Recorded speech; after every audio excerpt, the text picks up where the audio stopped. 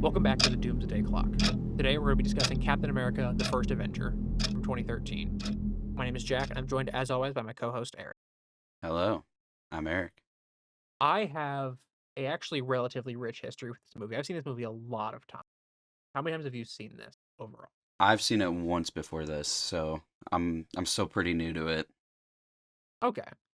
Uh, do you remember if it was back? Like, was it back like close to when it came out, or Oh was it no. Oh no. This I've watched no? this Okay. movie. The first time I actually watched this movie was well after Endgame.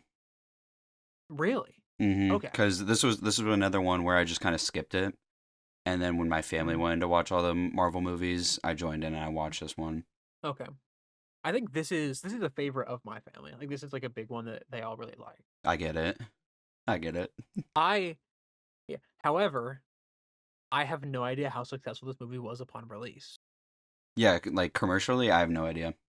It's very different than the previous ones. So I do really want to do box office for this one because I don't Okay. know. So since I lost last week, we're gonna be guessing We the did box box office. office last week too, and it was 450 million, right? Let me just check our chat. Yeah, it was around 450. That's what Mm-hmm. you guessed, and you got it. So I okay. I've got a number. I don't know if I like it or not, but I have a number. I got mine too. Um, I don't have reason behind mine, but all right, I will go ahead and send. boom. Ooh, Oh, we're close again. So we I guess are very close 585 again. million. You know what's crazy? Last week I guess, yeah, last week I guess 450, and this week I guess 550. Last week you did 485. This week you did 585. So we both think it went up by 100. That is actually interesting. I This movie made show me 585. We're loading. An unexpected error has occurred. We're trying again. Whoa, whoa, whoa. All right. Cap. It once again gave me an error. All right, so I guess we don't get to know. Let me just Google Hold on, that. I got you. Captain, First Avenger, box. Oh my Whoa, goodness. 300 set. Was Thor that bad? 370 million? Really? We dropped. So you win again. Yeah, That because just makes because I'm 370 lower. million. We did. I think this is evidence of us both losing. To be fair, this Yeah, is both of us. I just This is lost maybe, less. yeah. You just lost less. This is a crazy. This might be worse than our. No, this isn't worse than our budget guess from week one. That's still the most embarrassing thing. I forgot that these movies were always expensive. Wow, I'm actually I'm kind of I am. surprised. I'm very shocked. Then this it's. I think this has gone down, and we'll get into it. I think this has gone down overall very positively. I think a lot of people have like a very positive view of this movie. I don't know. I Uh, actually kind of don't. I feel like I really. was looking back on reviews and stuff like that. A lot of people, for various reasons, kind of, I hear what a lot of people say is they like the first half, and then the second Hmm. half they don't like very much. But that's I a very see. common interpretation I have of all the reviews.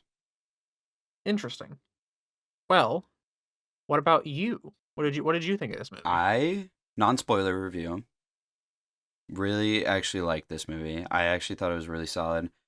I think the characters are the best part of this movie, and I think it's kind of fun when going through these movies, going back to World War II, because I mean, it's not spoiler. It's set during World War II.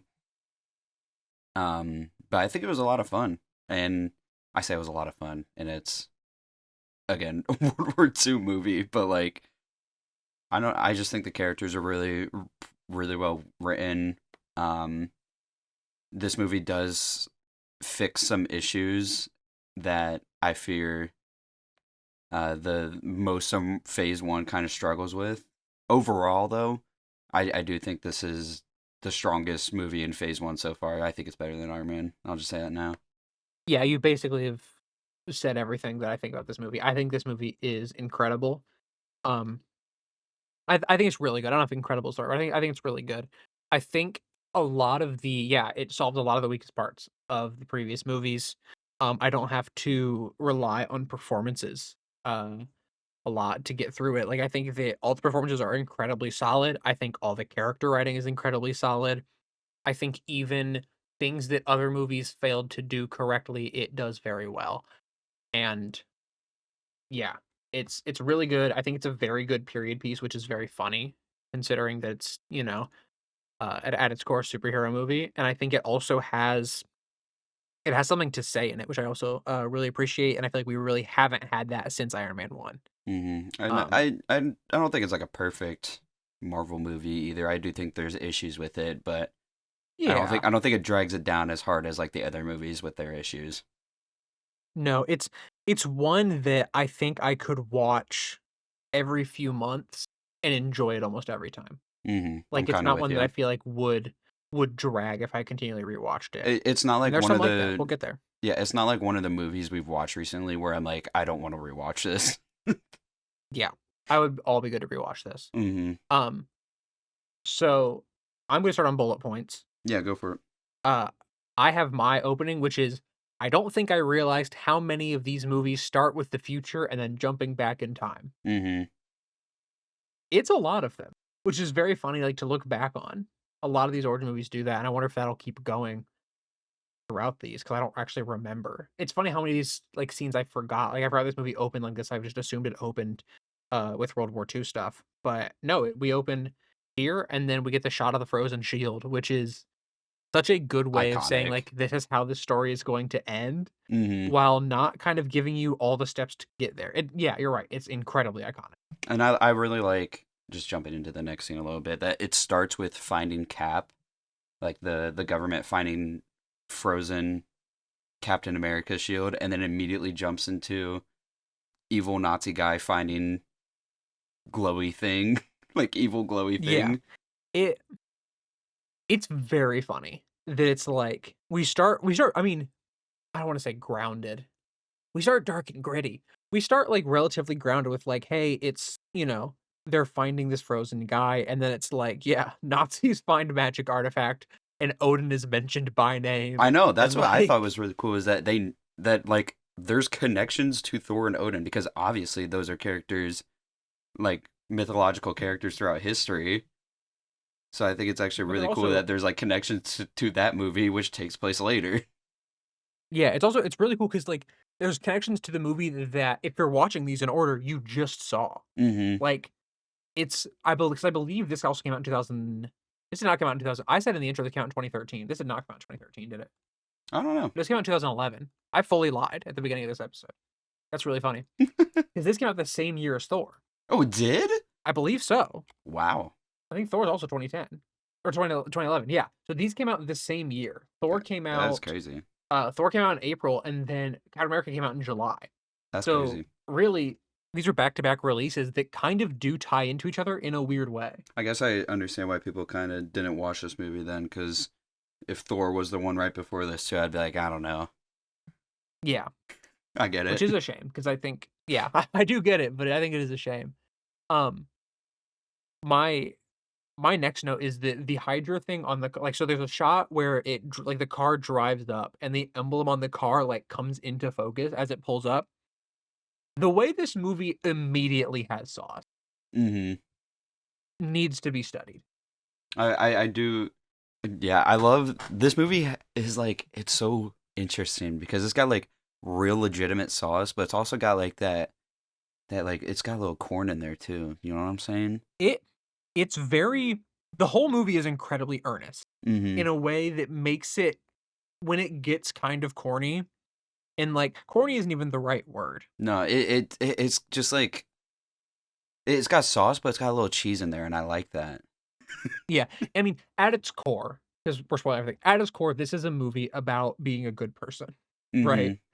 Like, and so it's one of those things that, like, you get that incredible sauce and a lot of very good shots and very superhero-y, and then you also get, like it does get really corny at a part, like, the point like, when he's doing a performance, but the point is that it's corny, and Yeah. it leans into it so well. Well, there's a part later where they like explain the red or the evil Nazi Hydra guy, and it's like with a Yeah, weird background and stuff. Well, I'll talk about it later, but yeah, um.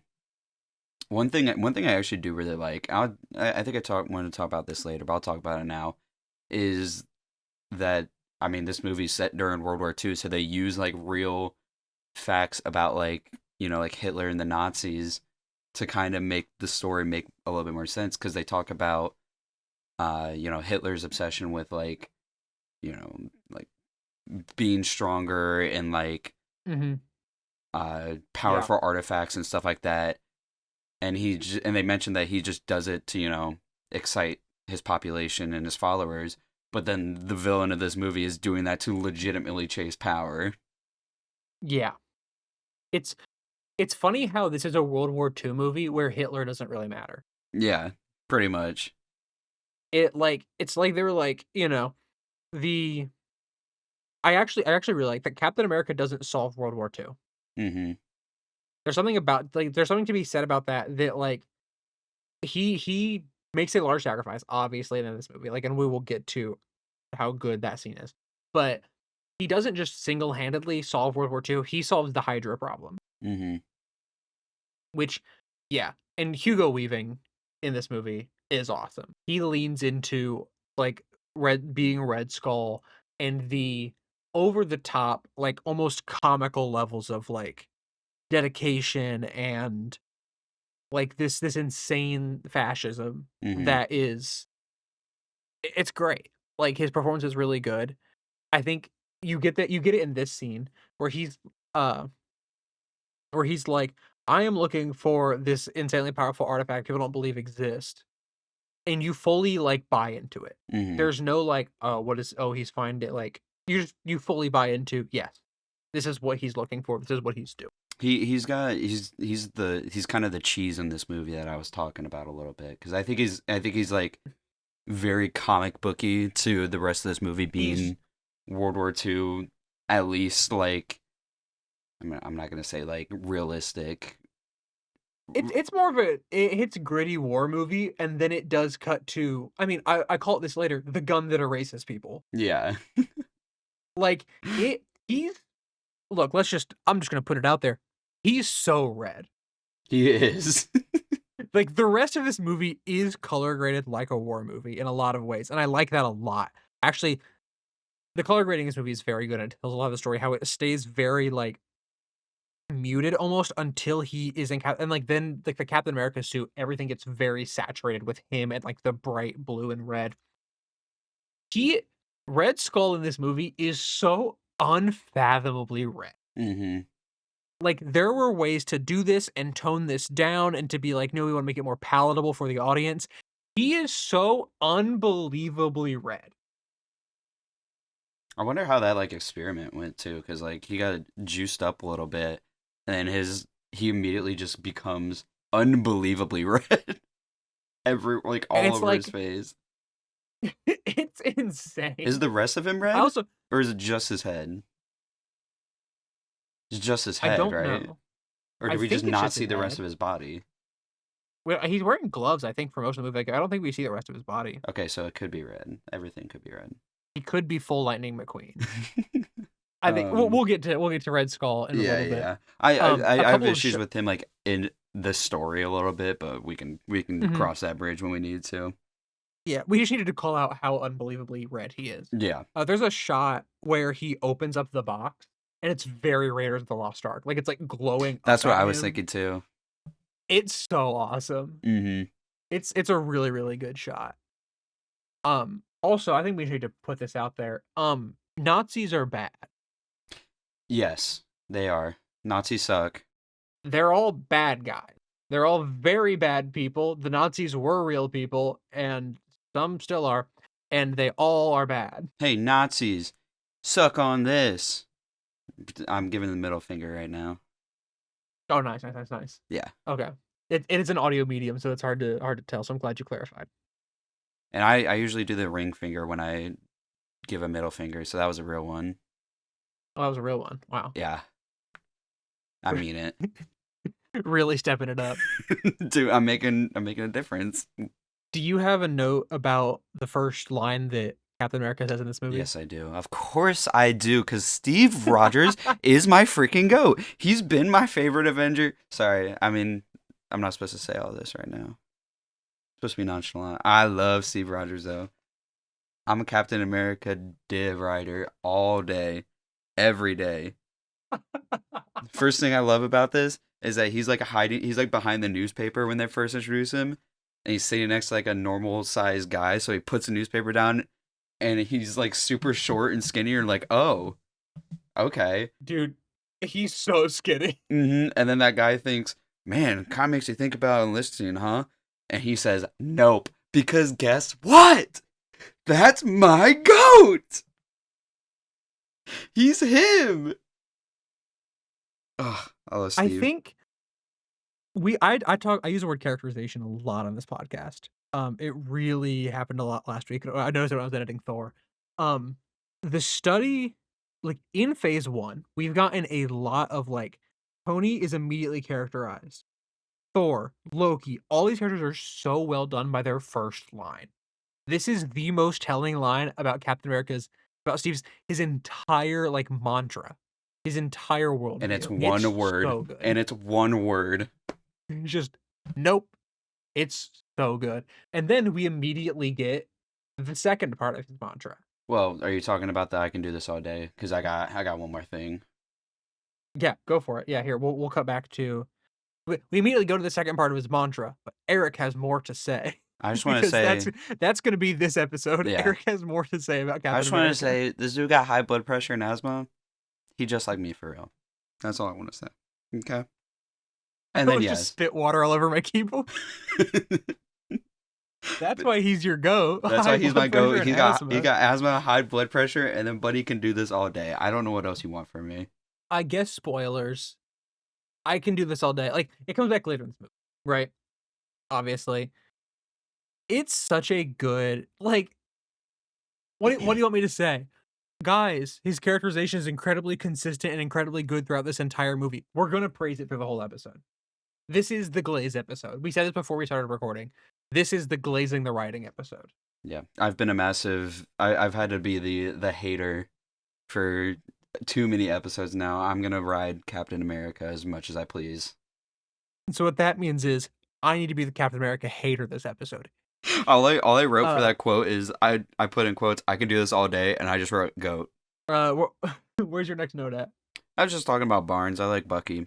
I think he's especially like here. He's like he's kind of acts like an older brother to Steve, even though they're like clearly like they're friends. Like I think they're around the same age, but yeah. And he clearly Rapidly like is heights. looking out for him, and they look out for each other, and they're good for each other. I like them. They're the same age, just by being about 2 feet difference in height between them. I'm a Stucky stan. All right, it's time. It's time to bring back the game. There's gonna be a lot more for this one. There's gonna be a lot more for this one. Give me a number. What? Like how many? How many How many Steve Rogers, James Bucky Barnes /Fix are there? Well, here's the interesting. This is gonna be how many are they tagged in? I should say. Here's the interesting thing though. Is it gonna be Steve Rogers pre Super Soldier Serum and pre Bucky Barnes long hair? I don't think so. Because that number would be you think people would eat that one up? I think they would, but I need you to give me a number. God, I don't know. How many do you think? Do you want me to give you a reference point? Yeah, give me something. Because what was last time's? So last time we did, I gave you. Do you want to know the Tony Rhodey number or the Tony Pepper number? Tony Rhodey. Tony. They're my North Star right now. I need them. Rhodey and Tony have 1,707. Okay. So how many do you think Bucky and Steve have? This one's got to be more.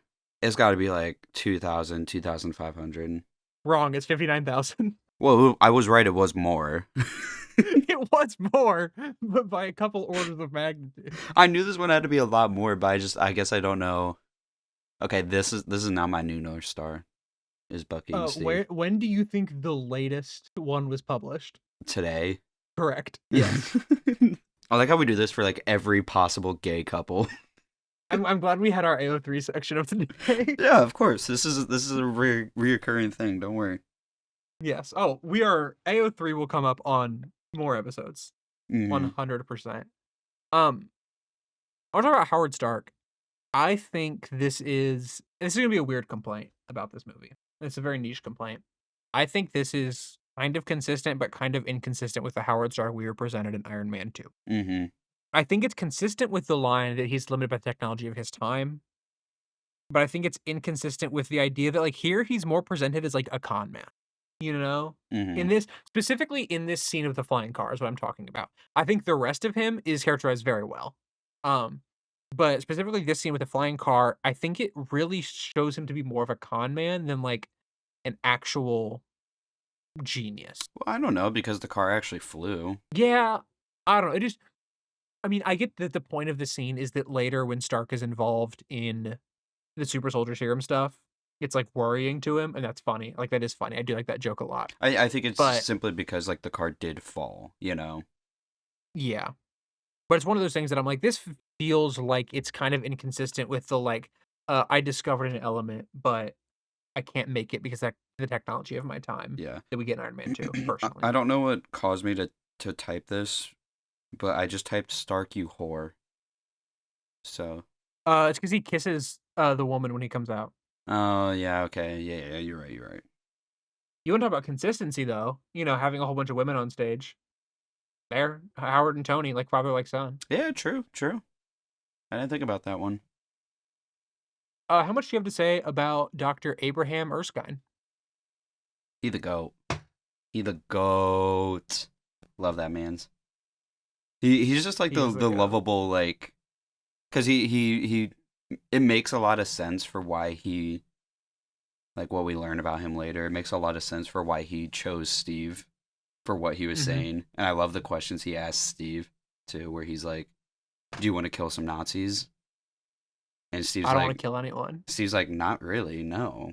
I don't want to go out of my way to kill anyone," and that's my goat. It Every line Steve says, both pre and post, the beginning, but especially pre, is so it makes you go, "Yeah, that's Captain America." Hmm. Even before he's big, before he's in the suit, like, it's like, "Yeah, that's Captain America. That's him." Yeah, I do want to say too, because like Steve Loki, a victim of propaganda, but he's doing it for the right reasons.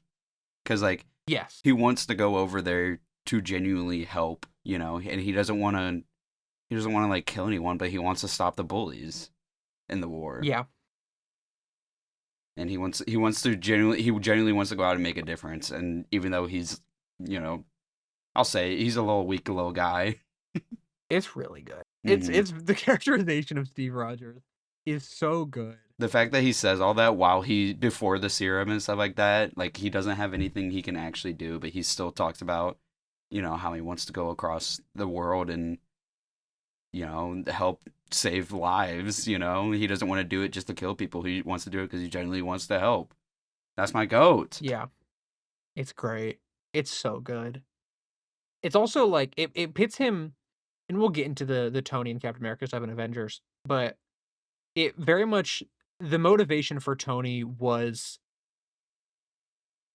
there's something very poignant about a foreign doctor who sees past who they are right now and is and who sees who they could be for both Tony and Steve. Mm-hmm. There's something very poignant and meaningful about that, and I think we'll get more into it later in Avengers when they kinda start to butt heads, but it's the way that Jensen sees past, like, the front that Tony puts on, and Erskine sees past the, like, skinniness of Steve, and they both, like, see past the quote unquote "flaws" in these people to be like, "No, you could be somebody bigger," and it's so poignant that it's those 2 that really have these doctors, like, these foreign doctors that see into them. It's something that to me, I don't think that before rewatching them in order like this, I don't think I've really noticed a lot of the, like, big swing narrative parallels between some of these characters, right? Like, in retrospect, it's obvious how these characters will interact with each other, and yet every time they do, it feels so new, and it's so interesting to me because yeah, I don't know, I find something really interesting when 2 characters have very similar, inciting incidents. And, like, sure, they're very different, but they're both deeply entrenched in war, and they both think for the like, Tony, I don't think ever thought he was doing the right thing with the weapons, but I don't think he thought he was doing the wrong thing. I don't think it crossed his mind, and so it's very I don't know, I just find these 2 very interesting narrative. Parallels isn't the right word, and foils isn't the right word. And I find it very interesting, something that I didn't think of. Hmm. Yeah. They're very similar inciting I incidents think it's to me. something too where it's like with Tony, he was trying, like, the doctor was there to kind of motivate his moral changes, where Mhm. this doctor, he like recognizes that Steve doesn't really need that, and that to actually make a difference, yeah, in this case, he just needs to be more physically, Yeah. physically Needs to present. not be But the smallest. The smallest man CG ever. the CG is almost uncanny. It's very good. Mm. The making him small. It's partially CG, partially like a stand-in actor, all that kind of stuff. But like it's quite good. It is like weird seeing how tiny his like Yeah. his head is on like that little body, but He is comically small. hmm. And I love Because to, like the head makes it. yeah, I love going like talking about Erskine too. He immediately, this kind of speaks more to Steve's character than Erskine, but like he immediately clocks that like Steve's the ideal person. Yeah. Immediately from across a room, barely hearing a conversation. Yeah. Just hearing the conversation with Bucky where Steve's like, "Dude, I gotta apply again. Like, I gotta keep trying." Hmm. We should jump forward to like when he's at like the training and stuff, but real quick, in between this, it cuts to Hugo Weaving, Red Skull. Throughout this movie, before he peels his face off, he's like touching it and like readjusting it. Hmm. Fantastic choice. Yeah, it's pretty 'Cause cool. it's like it's the kind of foreshadowing that you don't get. It's welcome back to, like, the little things that Jack loves about movies. It's a kind of foreshadowing that you really don't get on the first watch. Like, you don't understand it. Hmm. You don't even know that it is foreshadowing. You think like, you don't even know that it is foreshadowing. You just think that, like, maybe he just does that for some reason, and I really like that. Then you get into the actual training, with the military. I forgot that he was a candidate at the training, and it wasn't just like, oh, they had that conversation and he was picked. Hmm. Granted, Erskine was always going to pick him. I was about to say Like, he was you like know. Erskine's number one pick. It was just can they convince everybody else there? Yeah. Yeah. But I forgot that he was a candidate and that like the general's like, no, what if we choose like this other big guy? So then he Mulans, but different. Hmm. Except because he's a guy and Yeah. Carter's a woman, and oh my god. Oh no, I was talking about the pole scene from Mulan. Oh yeah, yeah, Where they have that to too. climb the pole. Yeah, but I was thinking like the entire sequence because he like he does kind of do a revert where he's just a guy. The only difference is that he's a guy this time, I guess. Once hey, yeah, Jackson used the word characterization again.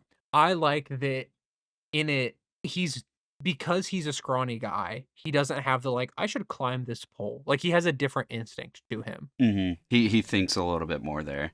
Captain Carter, she's kind of goated. I actually kind of really like because she immediately just punches a dude for being sexist. Yeah.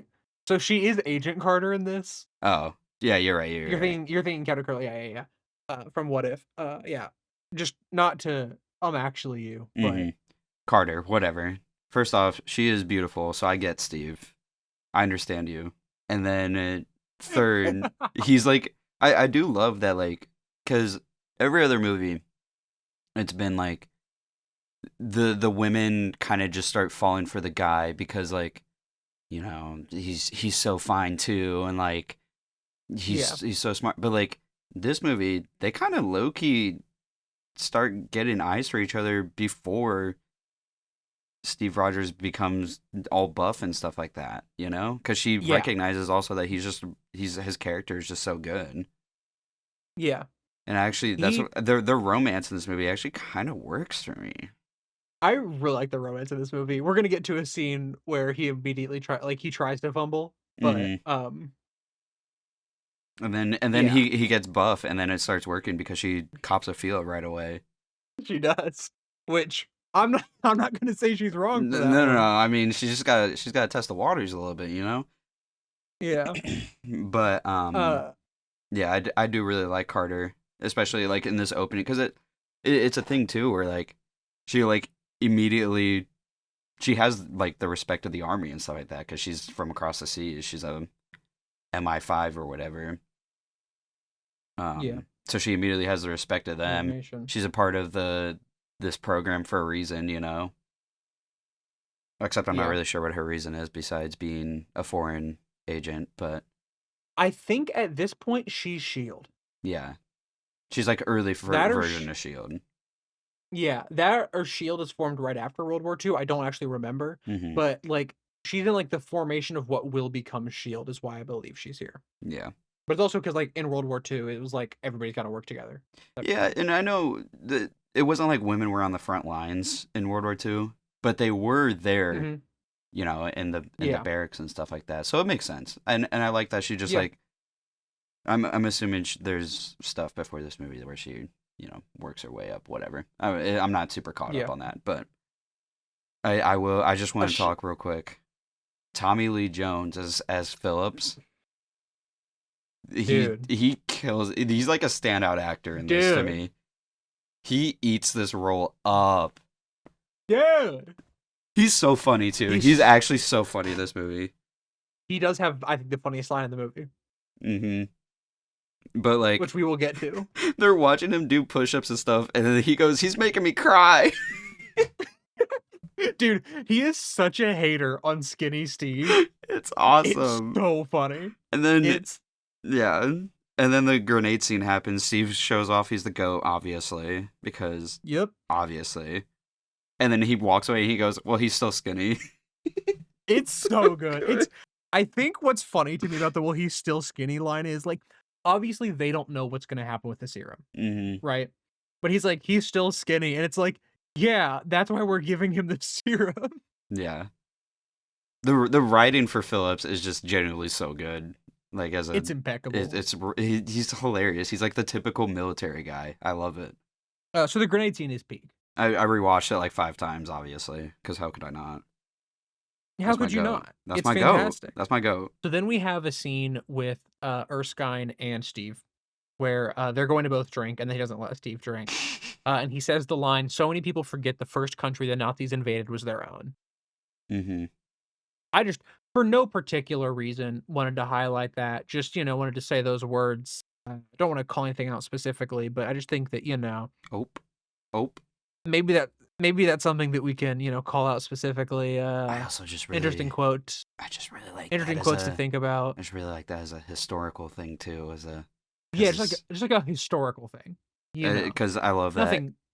Yeah, no, it's not like relevant or crazy anything to No. modernity.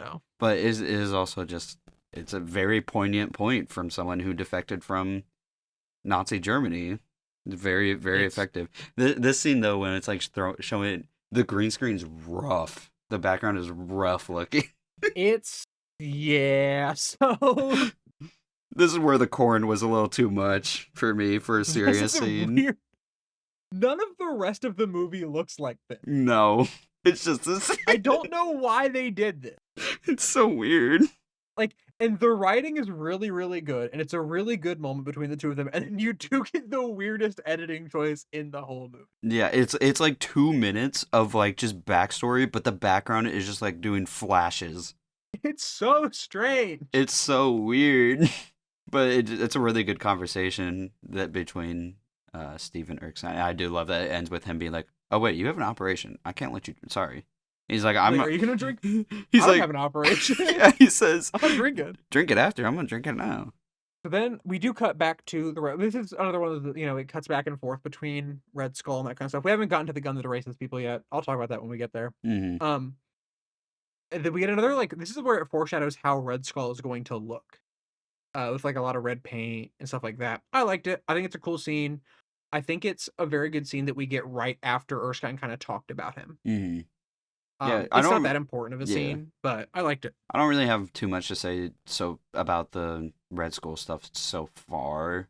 I got a little bit more to say about it later, but I think right now it kind of fits to like keep the overarching like story moving because a lot of it's right now is just character stuff. Yeah. You want to talk about Steve trying to fumble? Yeah, dude got no riz. He's just To be fair, if I was in his shoes in the back of a car with Haley Atwell, I would also fumble. He was low-key giving like for a second he was kind of giving Redditor where he was like, I've never talked to a woman like this. He was. He's still my goat. Trust. Just trust the process. He hit, like, a couple of incels, like, thing, and then he hit, like, the quick time events to get out of there and start talking about alleys he got beat up in instead. Yeah, he fumbled, but then he clutched up.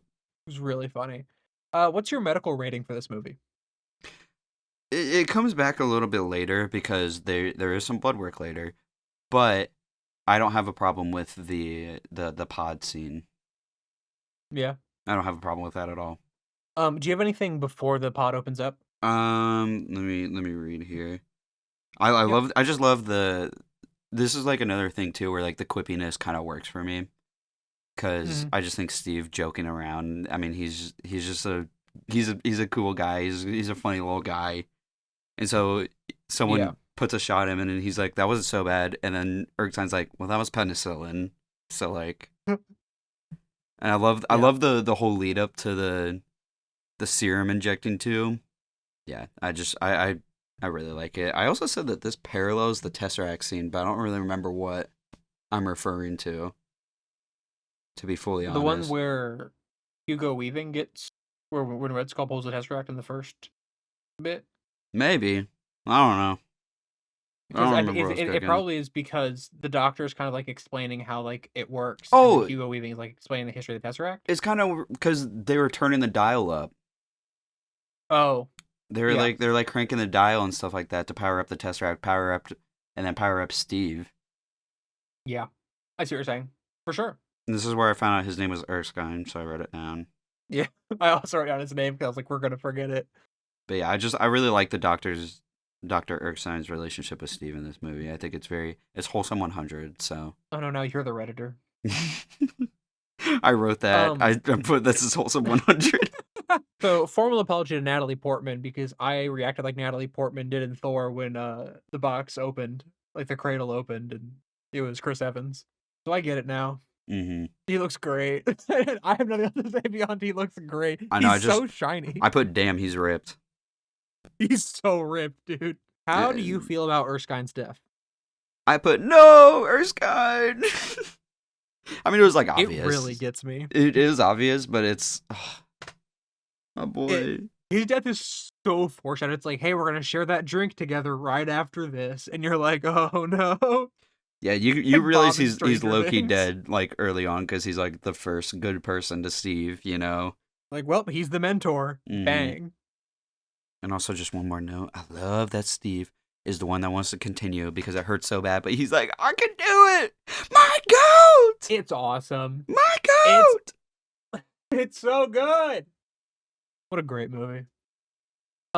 Agent Carter's shot Yes, we through need the to talk back of the about it. taxi. Dude, They were at least like 50 feet away, and she headshots him with a pistol in a moving car. impeccable. Insane shot. Impeccable. It literally made me sit up because I was sitting on my couch watching it. I went, damn! Like me with a revolver in 2018 Fortnite. Dude, it was crazy. And then I love that Steve, like, immediately after getting juiced up, his first act is catching up to a moving car on foot. Dude, it's awesome. And he's a menace. He chases him down. He doesn't let go. He dives in the water to chase the submarine. Dude, it's so good. I have Steve not fully being in control of his new strength when he's like running and like he can't fully turn Mm-hmm. and like he like dives through the window by accident. Like, but then he's immediately a super soldier. Yeah. He has the car door with the star on it, which is obviously like, oh, that's cute. You know, like Mm-hmm. it's a nod to the shield he's gonna get. Shout out to the kid who can swim. Yeah, I know. He was like, go ahead, I can swim. I was like, all right, He's bruh. like, You got it.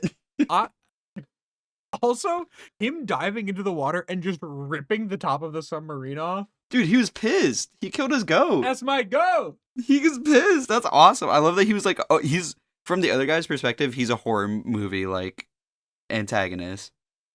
Yeah. He's like, this dude just came out of this weird cradle and just caught up to a moving car on foot. And then dove into the water and caught up to a submarine. And just ripped it open. Just fine. So then that guy Letos himself. Mm-hmm. And then there's a shot of like Steve taking in like what he looks like now. Like he hasn't like fully realized it until this moment. And Chris Evans has some like very good facial acting in this part where he like fully realizes it. It's awesome. It's really, really good. Yeah, and then there's some Red Skull stuff, but like, Shout out to the gun that erases people. yeah. That's insane. You wanna get, like you wanna show the power of the Tesseract. Mm-hmm. I said I know Red Skull is like evil and also a Nazi, but W killing Nazis because he kills other Nazis. This is another, like, thing to me of, like, the magic and science are one and the same, mantra Yeah, that I really like in yeah, the yeah. MCU. Mm-hmm. The CG on the gun that erases people, like, how they, like, go into, like, little it's not pieces, it's, like, little, like, fragments of, like, blue energy and, like, dissipate. It looks awesome, and it looks like it's immediately so threatening. It shows you just how powerful the Tesseract is in a way where it's so show don't tell. It's awesome. Yeah, I love that. Like anytime there's like the glow of the Tesseract, it's like lens flare. It's so bright all the time. Mm-hmm. I love it. This is where your goat starts doing propaganda. Well, he cuts to him doing blood work, and the blood Oh, work's pretty bad in this one because it's a really long needle, and it's like it's a lot of blood they take from him because you can see all the vials. So where is it on the tier list? it's not like horrible because all you see is like the needle, like you don't even see it get taken out. Yeah. You see it like a second after it comes out because she's like doing the arm movement. Um, Mhm. and you see the blood and you see the tube and stuff like that. So really, it's a pretty bad one. Yeah. Um, it's not as Would bad you as say Hulk. that's what I was gonna ask. So, yeah, okay, so it's not as bad as It's Hulk, not but near as worse bad as than Hulk. so it's probably what? Above Hulk, but lower than Iron Man 2?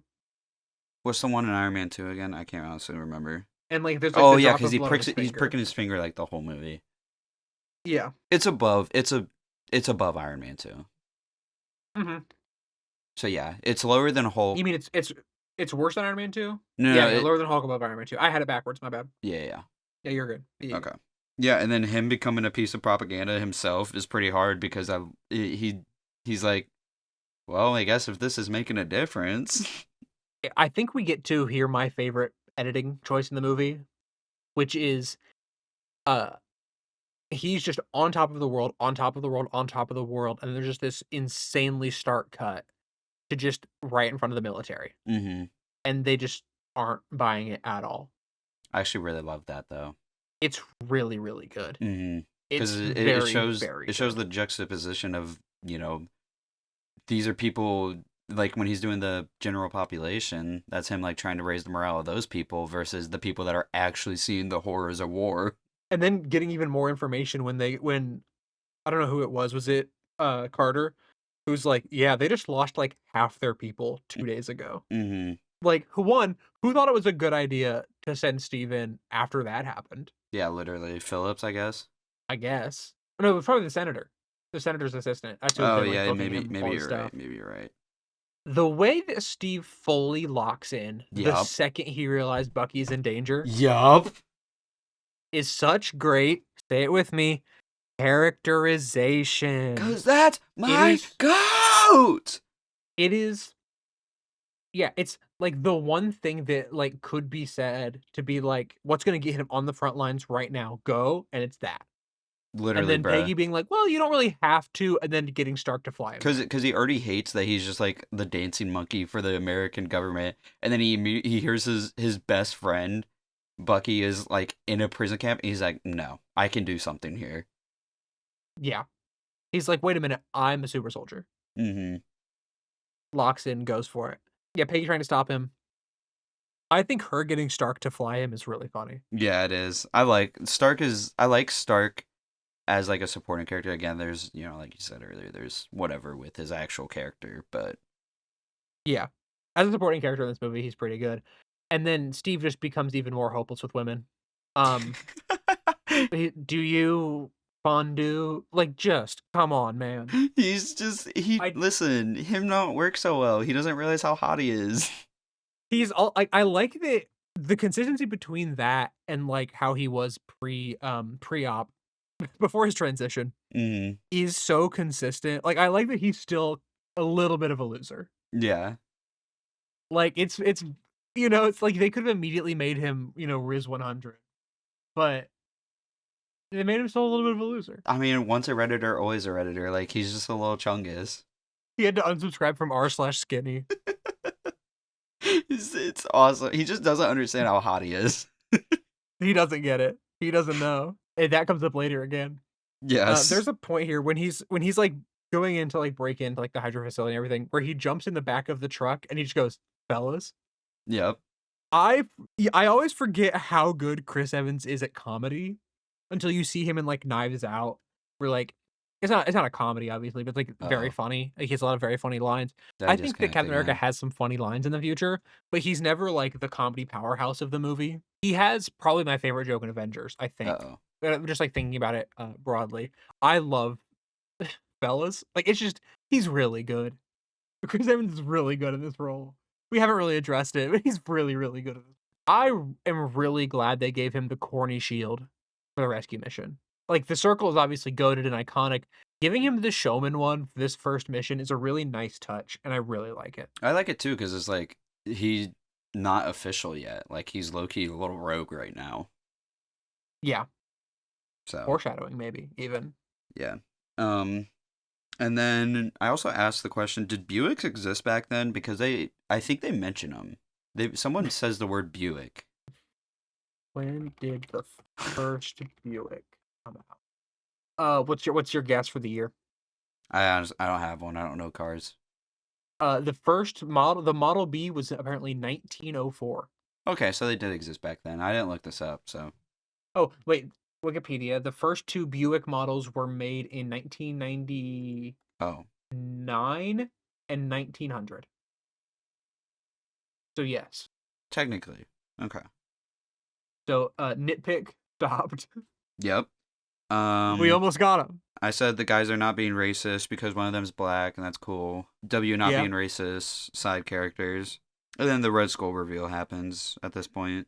I wrote, peeling the skin off is so crazy. Yeah, just pulling off his whole face is nuts. It's like a Mission Impossible mask, but just insane. Mm-hmm. We said earlier how comic booky he looks. I wrote down, he looks so good straight off of the page. Yeah, it's like he's so smooth. Like his well, you know what I mean. Yeah. The makeup work on him is incredibly good. It looks like he just got like burned really bad. So like, do you think if he touched it, like, would it hurt? Or is that just like, is he fine? I don't know. I think he's just red now. Okay. I he's think just it's red like and how no they fly hair. now. I think he's just red now. Okay. Red and bald. Mm-hmm. Now, here's my question. Would you rather be red or bald? Ooh, that's a tough one. I wrote, the soldier switched up on Steve like he's Rudolph the Red-Nosed Reindeer. Literally. Hold on. Wait a second. I don't fully agree. It's not the same. It's not the same, but the way that they're immediately like, oh no, he's goated. My bad. Yeah, quick little. Since you brought up Rudolph, I'm not allowed to not talk about my beef with that real quick. Yep, go for it. I'm gonna just kind of get a snack while you do this. Yeah. So the Rudolph story sucks because all those reindeer switch up and immediately are the biggest Rudolph glazers just because they're useful to him. Like Rudolph, he's a good dude and stuff like that, but then they bully him. They don't even let him in the reindeer games. Not even the reindeer games. They don't even compete and participate. All because they're racist and his nose glows. And that's pretty messed up, right? You would think there's got to be some reparations or something, you know? But there isn't. And instead, they only like him because he's useful to them. The minute he becomes useful, they switch up and they're like, oh, dude, Rudolph, we go way back, bro. And he's just like, oh, yeah. That's not okay. They're just racist, but now his racism is beneficial to them. Like, that's so messed up. And I think initially drawing the parallel to this situation is fair, but they're not as bad to Steve. Nobody here is not letting him compete in the reindeer games. You know what I'm saying? He's allowed to be on the front lines and do the propaganda stuff. And yeah, they make fun of him, but like, wouldn't you too if you're experiencing the horrors of war and then some dude in a propaganda piece is trying to hype you up? Yeah, I'd be a little pissed too. So that makes sense why they treat him bad. And then he saves their lives and he proves his usefulness to them. And they actually start taking him real as a person. So that makes sense. But unlike Rudolph, where nobody cares about his personality, nobody cares about his life, he's just useful to them. And it's just it's so despicable. I hate Rudolph. I hate that story. I don't hate Rudolph as a character, but I hate the story. Then Stan Lee shows up. I thought he'd be taller. It's really funny. Yeah. I think this will stick around as my favorite one for a while. I thought he'd be Well, taller. I think it's a funny callback too, because like people just say that to Steve throughout the movie too, where they're like, "Oh, he's so short. Yeah. He's so skinny." Which we got to go back to some Stucky Oh when yeah, with the Steve bar. finds Bucky Yeah. and he's Oh, okay, like, okay, okay. "Ooh, you're taller." Mm-hmm. And You know, and look, he's like leaning over him on the table. he's On looking him up and down. yeah. Listen, I'm here for it. I don't even care. Peggy who? I think that Haley Atwell and Chris Evans have a really good chemistry in this movie. Yeah, they do. Well, like I said, they work because they first like genuinely just started talking to each other and started liking each other because of how much they respected each other because of like Yeah. their character, you know? And Steve starts lower than her, unlike every other Yep. movie. Yep, their romance is very good, and I think their chemistry is very good. So shout out, because genuinely, the last two scenes of this movie don't work if they don't work, and they work very well. Yeah, and then talking about that bar scene too. The side characters are kind of okay for me. They're like kind of just there. I think they're better in this than they are in Thor because they're not like, "Oh, we're such good friends." Like you can tell that Yeah. there's more to them. There's not enough time to really get into it. But I love that for the bar scene. I love that Bucky thinks he's hitting on Peggy and Peggy is just like not interested at all. She's like answering his questions, but she's clearly flirting with Steve at the same time. What does he say? Does he say like this is a nightmare? Something like that. It's very funny. Sebastian Stan, man, shout out. Great performance in this movie. Well, he's like, you're not a fan of music? And she's like, actually, I am. I'm just looking for the right partner. Stop! Stop. She's also so fine in that dress, but we don't have to talk about that. I think that the side characters in this also work because they serve their purpose. Like, they're side characters, or they're not even side. They're minor characters who know they're minor characters, whereas, like, this Sif and the Warriors 3 and Thor try to be more while not working. I mean, these guys are, like, they have what, probably 7 scenes total? Yeah. They 20 just like lines give a between all of quip or them? something here and there, and then they are in a montage. Yeah. Yeah, they know. Okay, they know they're but they know where they stand in this movie. This is the point of the movie where I was like, oh, there's an hour left. Yeah. However, I didn't really feel it. I also did the same thing where I was kind of like, wow, there's still an hour left. It's just because the last hour is a lot more action. Yes, it's a very action heavy. We get like, so this is where we get the uniform, right? This isn't my favorite Captain America uniform. But I like it. I like it a lot. I think it's pretty good. The shield obviously looks great. Yeah, I like the helmet, like that. It's like a military style helmet, and I think the fit is fine. The shield is obviously like that doesn't change. And then I kind of want to move into real quick, touching on the kiss scene and the little drama between the two. That girl, he's so clearly uncomfortable when other women talk to him. It's like.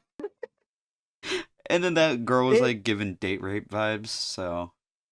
Yeah, I really like the drama between Steve and Peggy really does not overstay its welcome. Yeah. It very much like comes up, she shoots the shield, which is really funny. Mm-hmm. And then like it kind of just doesn't come back up, which I think some people could say like, oh, they get over it too fast. It's just one of those things that like it would have not added anything. Yeah. The latter half of this movie. Like the latter half of this movie is very action oriented, and I think that it wouldn't have added anything. I just think it actually does kind of serve the relationship a little bit, where it's like, because if it wasn't there, then it would just been sunshine and rainbows, you know. And then this one, like he obviously wasn't really into that one girl. She just kind of was being very date rapey, and then Peggy comes around the corner, and then he's like, well, how do I know you aren't, doing stuff with Stark? And then literally with like one look, she just immediately beats the allegations. It's so funny. Mm-hmm. She like looks at him like, dude, are you serious? Like, really? Stark? And then they just move on because obviously, like, I think she understands too that like it wasn't like that. It's because it's one of those things where, like, they know each other, right? Yeah. Like, they've talked to each other, like, she knows that he's not even when she says, like, "Oh, you become a soldier and suddenly you become like all the rest of them," I think she even knows that that's not true. It's Hmm. one of those things that, like, they know each other and it's well done. And then just I'm gonna glaze Phillips a little bit more. He's very sweet with Peggy. They're very Mhm. good character pairing whenever they're on screen together. Cat Um, versus Nazis montage, awesome. awesome. It's not long. Like I know a lot of people that have issue with this movie being so character focused for the first chunk and then being action in the second half. But like it's a World War II movie. You're gonna have some action. I don't know what to tell you. Yeah. This is a little thing, but I really like that Cap's, like, Commandos team isn't all Americans. Mm-hmm. Like, it kind of is like a unification of all of, like, like, the Allies fighting against the Nazis, I really like that. CGI was a little rough in the montage, but it's okay. We can move on. Yeah. What do you think about the Red Dead 2 train heist? I just want my obviously no Bucky, but Yeah. the team up move where Steve caused the guy to move out of the way so Bucky could pop a shot on him was crazy. Dude. They're this movie does so well at making like, they don't have a ton of screen time together, like, Yeah. actually, Hmm. but it makes you feel their friendship. Their chemistry is just really strong. That being said, I don't think Bucky's death is very well earned. Yeah, I actually agree. I know I said no Bucky, but I think it works fine, but it doesn't work as well as I would like it to for a major character death. And it's this is a nitpick. I'm not even gonna lie because I think it works no, fine, I don't think this is but a nitpick at all. I have the same point. I would like it to work a little bit better than it does. And I think it's because we're in this like heroic montage, and then the train heist doesn't feel enough like a cut out of the montage, and then it feels like Bucky's death just happened. Hmm. Which I get that like you want the shock value of it, but I don't know. I think character death should feel somewhat earned, and this just doesn't to Yeah, me. For me to feel earned. I think it would have worked better if we saw more of Steve and Bucky earlier on. Yeah, Just because like we needed a couple more scenes with them because they're really like you said they're yeah, not together too much, or like a more of a conversation to them with them after because there's not really even a scene of that after like the rescue and yeah. everything. But yeah, it doesn't work super well. Yeah, I even said too I was kind of hoping there was more to that train scene because it just felt a little jarring. Feels like there's probably some like more of that scene on the cutting room floor to me. Hmm. Where my next note jumps forward. So Mine, I just want to talk about. I wish I'm gonna talk 2 points real quick. First one, I wish the Valkyrie plane was like a little bit more. There was a little bit more there because it kind of just seems like a bomber plane, yeah, and then like it's supposed to be the hype end of the world type thing. Which sure, I guess if it's powered by the Tesseract, but I don't even after the end of the movie, I don't even really know what it was capable of. You know. hmm Um, yeah, And then one thing I did like actually is that the bombing of London is just kind of skipped over. I yeah, just like kind of like it when movies kind of expect me to know something, like know that that happened and that's a historical event. yeah, And she goes back to the bar and it's all destroyed. I like that. And yeah. because he's grieving Bucky right there too. I think it's a nice little touch. I concur. So this is then they're raiding like the main Hydra place, like the last bastion for Hydra. So the gun that erases people is just standard issue for Hydra. Yup. That's insane. It is just completely standard issue. Everywhere, just the gun that erases people. Everybody's got it. Hmm. That's crazy. And Steve was still putting belt to ass to a lot of people here. Just saying. Yep. Just Yep. saying. Then we get my favorite. I think, but not my favorite. Then we get my funniest line in the movie. Do you know what it is? I'm not kissing you. I'm not kissing you. It's it's the perfect like end to his character in this movie. Yeah, I'm so sad he's not like Like in anything else, dude. he's so funny. I love Tommy Lee Jones in this movie. I'm not kissing He's you. like a highlight actor of this movie for me. I love him in it. 100%. Once he's on the plane, I think it's very standard to me. I think the Captain and America and Red Skull fight is good. Yeah, that guy turns into mist by that bomb plane. Oh, That's yeah, a crazy. guy does get turned into red mist, which the plane that erases people, if you will. Yeah. I Yeah. think the action's very standard to me. Like, I think it's good. It's well done, well choreographed, but nothing Yeah, like really I big don't really have standout any until notes the either, except for I think that labeling the bombs just the cities is a cool little touch, but that's like pretty standard. It's nothing crazy. yeah. I really like Red Skull getting blue beam to space. Yeah, I'm pretty okay with it. I don't got many notes about. It's also a really funny way for him to go out, I think. Mm-hmm. In what is a pretty so this movie has two very distinct not tones, but like levels of magic, I guess. All of the scenes with Steve are pretty grounded in like war, right? And it's sure it's like, And like his you know, character. Yeah. yeah, his character and all that kind of stuff. And then you cut to Hydra stuff and it's like the gun that erases people, right? Mm-hmm. The way that this action scene is like Steve beating people up for like 10 minutes, it feels like. And then him and Red Skull fight, and then Red Skull's like, I have an idea. And he just gets blue beamed to space. And the solution is that, like, I mean, he Icarus is, right? He flies too close to the sun, is like what it is. Mm-hmm. And I think that it very much works with his character. But to me, it's very funny that the solution to like, Hydra in the war has been like, we gotta go in, we gotta fight, it's World War II, we're fighting, and he just gets blue beamed to space. Yeah, he's just yeah. Very funny. Not a Well, complaint. when it comes, Very funny. this is something too. I kind of forgot to talk about. Does Steve? Because there's in the montage, Steve goes around like just shooting people. Is he actually like shooting people? It's Well, not like where it's what you have to like keep in mind is they're this is World War Nazis, so they're not Two. really people. I was about to say it's World War Two and they're Nazis, so like I don't really got People's an a issue with strong it. word to use. In this instance, I'm okay with it. If it was like any other instance, I'd be kind of questioning it. It's like how Stranger Things treats Russian people. Literally. You want to talk about the second best scene in the movie? The self-sacrifice. We love it. Oh my god, I You can love. go ahead and I'm gonna go into a 5-minute timer. If you want to just start glazing your goat, go ahead. I mean, yeah, we could glaze my goat. That's okay with me. I just love. Oh, Steve is such a good character. He's just. I don't even really know what to say because I even like he's just kind of like a Superman equivalent where he just wants to be a good person. And this is the ultimate test of that because I mean, this is the big thing that's gonna save the most amount of lives, and to do it, he has to sacrifice himself and like his time with Peggy, bro. It's so good. It's so good. And then he just cuts off. It's so good. This is I think the best acted, directed, and edited scene in the Mm-hmm. movie. Most likely. Like it's so well done. The writing is so strong in this scene. Yeah. And then the radio It's just cuts off with him mid sentence. Oh my god. it's so good. I love pure good characters in like superhero movies because I'm a big Superman fan. Yeah. And so I love seeing just Steve without any hesitation realizing that there's nothing else he can do. So he's like, "All right, well, at least I get this moment to talk to my favorite person right now." Oh, Yeah. oh, It's stop. Beam.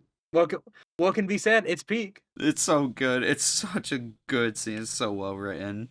So the scene right after this is of Howard finding the Tesseract and then continuing to search for Steve.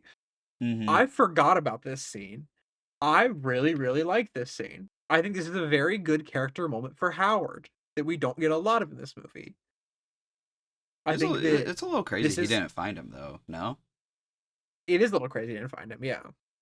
You know, talk about the actual best scene in the movie? We can yeah. I think everybody kind of knows that this ending is peak cuz I mean, This is this is the best ending of Phase 1. yeah, easily. I love that you can see like oh, this easily clears Iron Man's too. Iron Man's Yeah. also. Cuz I love that you can he's like listening to the radio. He immediately you can see the moment he realizes.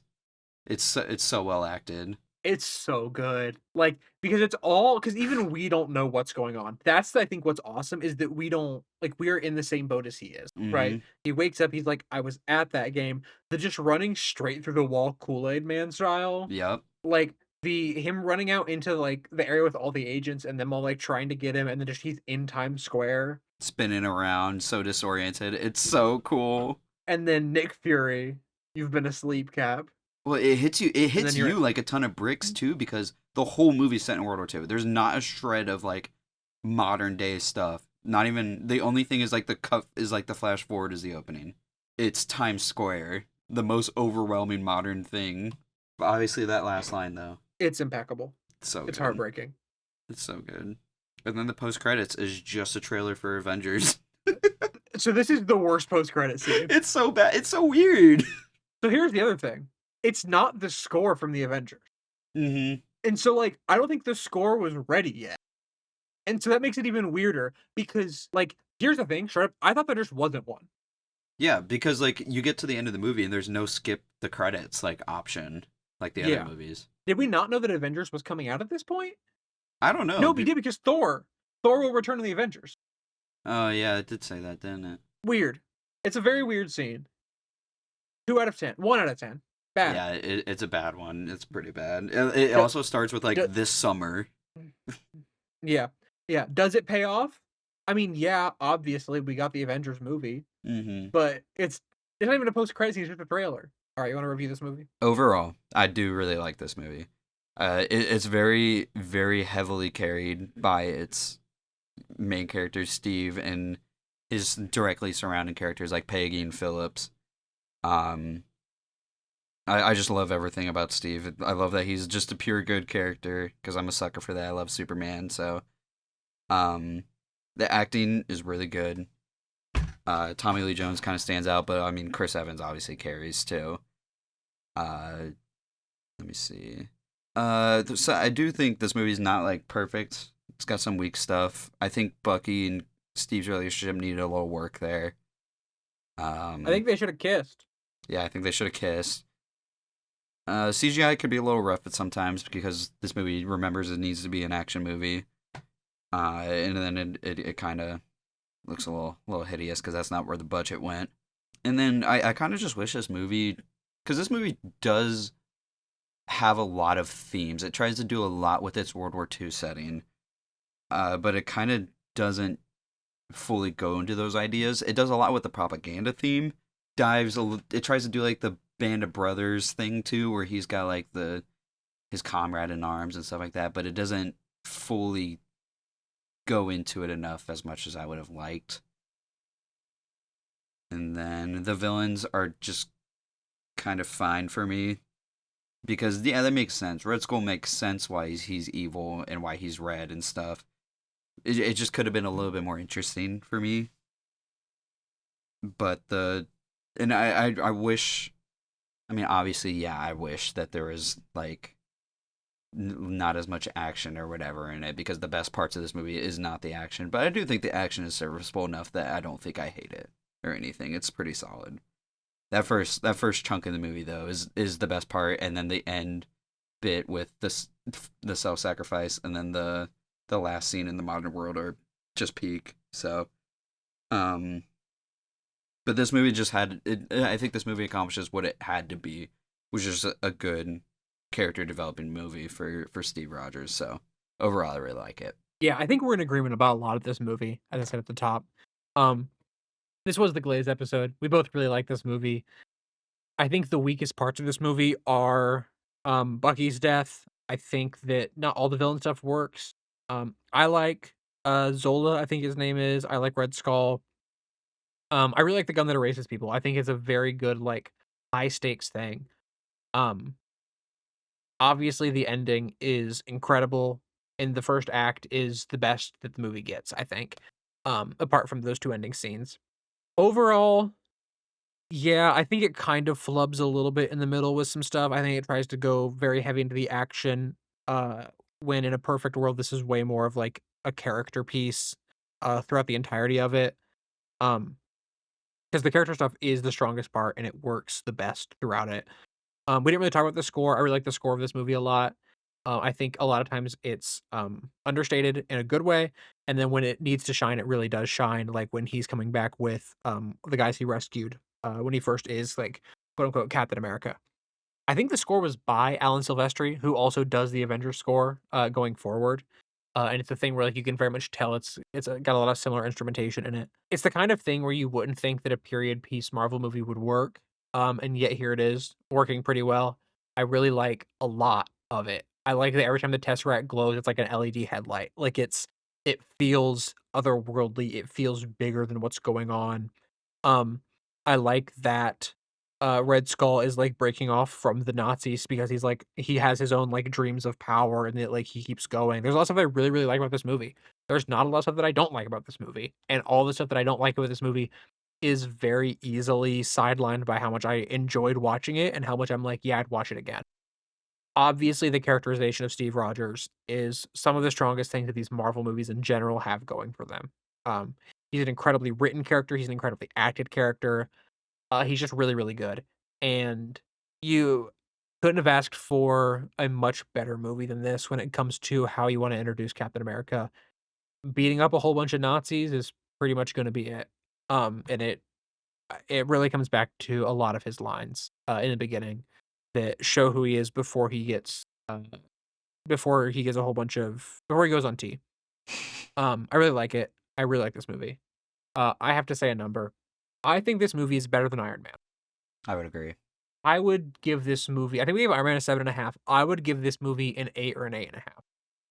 I would probably personally just stick to an 8 just because even though I do really like this movie, I think the villain stuff brings us down a good amount just because it's not as interesting as the rest of the movie. That's fair. But it is Yeah. I do this is my favorite movie of Phase 1 so far right now. Yeah.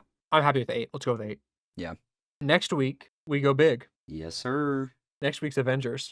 This is the first event movie, I Mm-hmm. think, that what, like, was big seen as, like, this big, uh, test of a connected universe. So, Yeah. I think I watched it last year at some point. When's the last time you saw Avengers? It's been years. Most of Phase 1 has been years, or I've watched like once. I may have seen this. I've seen this one in pieces a couple times, but I've only watched it like fully twice, maybe. Awesome. I'm excited then. Yeah, this is the movie that made that guy in the theater lose his freaking mind. This is what he was waiting for. Oh, you know what we didn't mention? We didn't That mention trailer is probably him. awesome to that guy. Is what? The trailer at the end? Oh, the trailer. Oh, he lost his mind. Yeah. In retro okay, actually, I think it sucks as the post-credit scene. In the moment, it was probably cool. In the moment, our made up guy in the theater passed out.